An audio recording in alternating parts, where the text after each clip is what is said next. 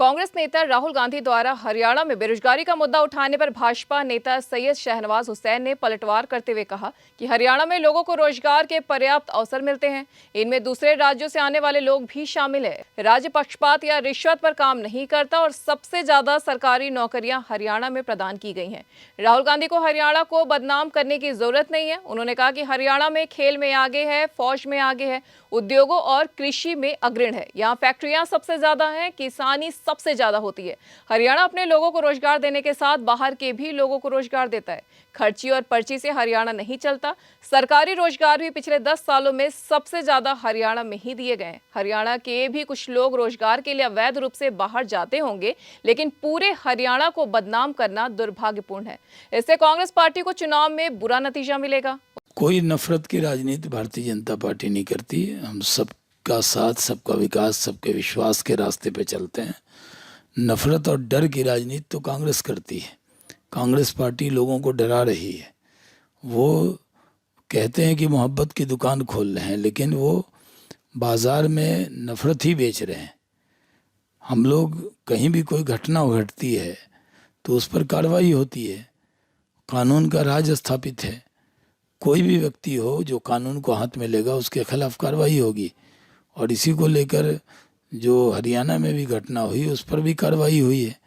कई लोग गिरफ्तार भी हुए हैं।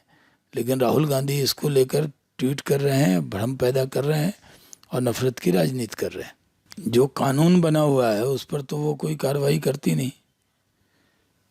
अगर इतनी बड़ी घटना आरजी मेडिकल कॉलेज में हुई और उसके बाद जिस तरह उनकी सरकार का रवैया रहा, उसको आत्महत्या बता रही थी, तो अपने गिरेबान में झांकने की ज़रूरत है उनको कि जो कानून बना हुआ है उसका तो इम्प्लीमेंट कर नहीं रही हैं और इस मुद्दे से देश का ध्यान बांटना चाहती हैं। उत्तर प्रदेश में सपा नेता के यहां से नकली नोट मिलने को लेकर उन्होंने कहा कि वे केवल नाम के समाजवादी हैं। कहीं कोई घटना होती है तो आपराधिक गतिविधियों में उनकी संलिप्तता सामने आती है।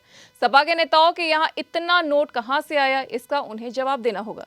दरअसल कुशीनगर पुलिस ने नकली नोट बनाने वाले गिरोह के 10 सदस्यों को गिरफ्तार किया है। पुलिस ने बताया कि सपा की लोहिया वाहिनी का राष्ट्रीय सचिव रफी खान इस गैंग का मास्टरमाइंड है। और आज के जो नकली समाजवादी हैं वो लाल टोपी पहन कर ये क्या काम कर रहे हैं, ये बड़ा दुर्भाग्यपूर्ण है। अखिलेश यादव को अपने कार्यकर्ताओं को नियंत्रित करना चाहिए। और बुलडोज़र बिहार में चलता ही है। कोई अगर अवैध कब्जा करता है तो उस पर बुलडोज़र चलता ही है। और यूपी में भी जितना बुलडोज़र चला है, अगर किसी अपराधी का मकान अवैध रूप से बना है तो उस पर कार्रवाई हुई है। कभी बुलडोज़र का दुरुपयोग नहीं हुआ है। योगी जी ने बुलडोजर का सदुपयोग किया है, तो सब जगह सदुपयोग होना चाहिए। लेकिन अभी तो सुप्रीम कोर्ट की रोक है उस पर। बदलापुर एनकाउंटर मामले में उन्होंने कहा कि बदलापुर का आरोपी पुलिस से हथियार छीनकर फरार हो रहा था और पुलिस की जवाबी कार्यवाही में उसकी मौत हो गई। विपक्ष इस मामले का राजनीतिकरण क्यों कर रहा है?